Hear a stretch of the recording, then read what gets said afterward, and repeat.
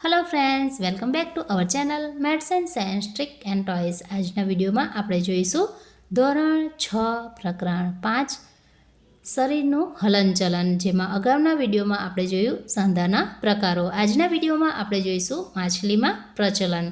તો અહીં આપણી પાસે આ જે ચિત્ર છે એ માછલીનું ચિત્ર છે।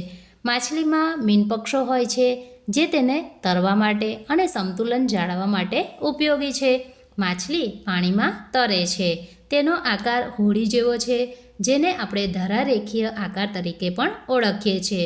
આ આકાર તેને તરવામાં મદદરૂપ થાય છે અને પાણીમાં અવરોધ તેને નડતો નથી। ધરારેખીય આકાર એટલે એવો આકાર આગળથી સાંકડો હોય, પાછળથી પણ સાંકડો હોય અને વચ્ચેના ભાગમાં એ પહોળો હોય। ત્યારબાદ તેમાં પૂંછડી છે, જે દિશામાં વળે તેની વિપરીત દિશામાં શરીર વળે છે। પૂંછડી જે દિશામાં વળે છે, ધારો કે પૂંછડી આમ વળે તો એનું શરીર એનાથી વિરુદ્ધ દિશામાં વળે છે।